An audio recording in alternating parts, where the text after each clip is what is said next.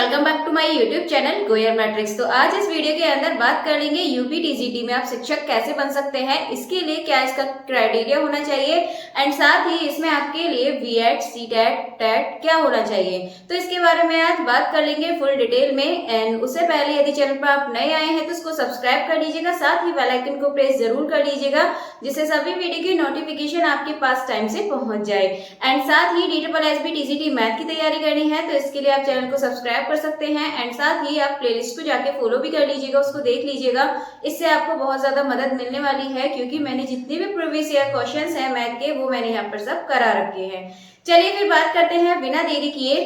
तो सबसे पहले तो यूपी टीजीटी होता क्या है। तो जो टीजीटी है जैसे कि आपको पता है 9 to 10 के लिए ये आपका यूपी टीजीटी के लिए होगा। मतलब टीजीटी का तो मतलब ये होता है 9, 10 यूपी टीजीटी की बात कर रहे हैं। तो जैसा कि सुना है कि इसका नया आयोग अब आपकी परीक्षा कराएगा और इसकी जो पॉसिबिलिटी है वो है 2024 में कि एग्जाम हो जाएगा। इससे पहले आपको पता है कि 2022 में इसकी वैकेंसीज आई थी, फॉर्म फिल किए गए थे बट उसका एग्जाम अभी तक नहीं हुआ है। तो पॉसिबल है कि 2024 में जो नया आयोग है वो इसका एग्जाम कराएगा एंड साथ ही कुछ भर्तियां बढ़कर आने वाली भी हैं, ऐसा सुना है।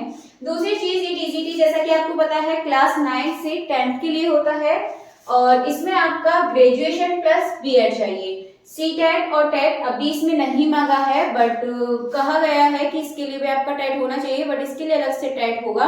बट अभी इसमें ऐसा कुछ नहीं है, ना ही आपको इसमें सीटेट चाहिए ना टेट चाहिए। म्यूजिक एंड आर्ट दो आपके ऐसे सब्जेक्ट है, म्यूजिक एंड आर्ट। इसमें आपका अगर सर्टिफिकेट है इसमें बना हुआ तो इसमें आपको बीएड की आवश्यकता नहीं है, आप फॉर्म फिल कर सकते हैं। देन इसके बाद सब्जेक्ट कॉम्बिनेशन देख लेंगे इसके। तो सब्जेक्ट कॉम्बिनेशन हिंदी के लिए है यदि आपके पास ग्रेजुएशन में हिंदी और संस्कृत दोनों सब्जेक्ट थे।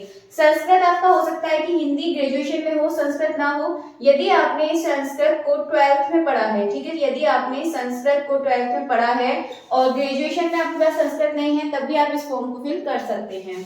इंग्लिश की बात करें तो ग्रेजुएशन में आपके पास इंग्लिश होनी चाहिए, इंग्लिश लिटरेचर यानी कि साहित्य वाली जो होती है। और आपके पास जरूरी नहीं है इसमें आपकी इंग्लिश जनरल जो होती है वो पढ़ी है या नहीं पढ़ी है। मैथ के लिए बात करेंगे तो ग्रेजुएशन में आपके पास मैथ्स होना बहुत जरूरी है। मैथ्स के साथ फिजिक्स, केमिस्ट्री सब्जेक्ट्स हो सकते हैं लेकिन सबसे मेन है इसमें आपके पास मैथ होना चाहिए।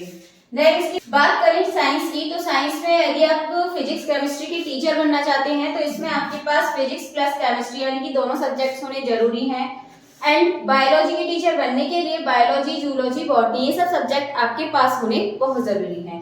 एंड सोशल साइंस की बात करें तो आपके पास ये 4 सब्जेक्ट्स हैं, history, economics, geography and political science.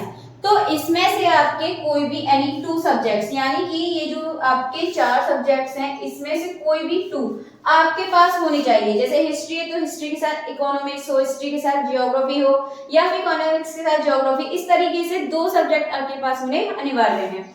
And बात इसकी सिलेबस की करें तो जो इसका सिलेबस है आपका मेन सब्जेक्ट रहता है सिलेबस में 10, 12 ग्रेजुएशन। मोस्टली तो आपका ग्रेजुएशन और 12 से सिलेबस में पूछा जाता है। तो ये तो आपका सिलेबस हो गया। एंड इसके एग्जाम पैटर्न की बात करें तो आपका ये ऑब्जेक्टिव होता है, इसमें कोई भी नेगेटिव मार्किंग नहीं होती है। एंड जो इसका टाइम होता है 2 आवर का टोटल टाइम मिलता है और जो टोटल क्वेश्चंस आते हैं इसमें 125 और ये आपके सब्जेक्ट के क्वेश्चंस रहते हैं। ये चीज आप याद रखिएगा, जो क्वेश्चंस हैं आपके टोटल 125 ये आपके ही सब्जेक्ट के क्वेश्चन इसमें रहते हैं। देन इसके बाद जो एक क्वेश्चन होता है प्रति क्वेश्चन आपका 4 मार्क्स का होता है, ठीक है, ईच क्वेश्चन 4 मार्क्स। तो टोटल इस हिसाब से देखा जाए तो जो टोटल नंबर होते हैं क्वेश्चन नंबर, टोटल कितने क्वेश्चंस होते हैं आपके 200 क्वेश्चंस होते हैं। तो जो नंबर काउंट होते हैं वो आपके 200 में से होते हैं। अब बात करेंगे इसकी सैलरी। तो सैलरी आपकी 44,900 से लेकर आपकी 1,42,400 होती है पर मंथ के हिसाब से, वो आपको वहाँ डिसाइड होता है। देन इसमें आपका कोई भी इंटरव्यू नहीं होता है और जो इसका मोड रहता है वो कैसा रहता है, ऑफलाइन रहता है, ये आपका ऑनलाइन नहीं रहे। अगर आगे चांस हो सकते हैं कि ऑनलाइन हो जाए बट अभी फिलहाल तक तो आपका ये ऑफलाइन ही चल रहा है तो ऑफलाइन ही मान के चलेंगे अभी इसको। तो सबसे ज्यादा जो हार्ड है इसमें जो कट ऑफ जाती है, ठीक है, सबसे ज्यादा जो कट ऑफ लो जाती है इसमें वो जाती है मैथ की।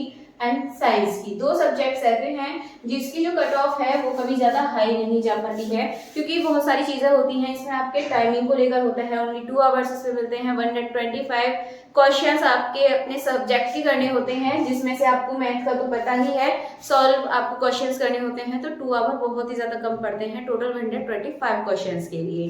तो फिलहाल जो भी जानकारी थी, यूपी में आप टीजीटी शिक्षक बनना चाहते हैं तो ये सब चीज़ों को आप माइंड में रखिएगा। और यदि आपको वीडियो अच्छी लगी हो, इन्फॉर्मेशन पसंद आई हो, तो इसको ज़्यादा से ज़्यादा लाइक, कमेंट, शेयर भी कर दीजिएगा। और DSSB टीजीटी मैथ की तैयारी करने के लिए आप चैनल से जुड़ सकते हैं। डेली रात जो लाइव क्लास है वो आपकी रात 8 बजे चलती है, तो प्लीज़ आप लोग जरूर आइएगा। तो रेडी रहिएगा रात की 8 बजे की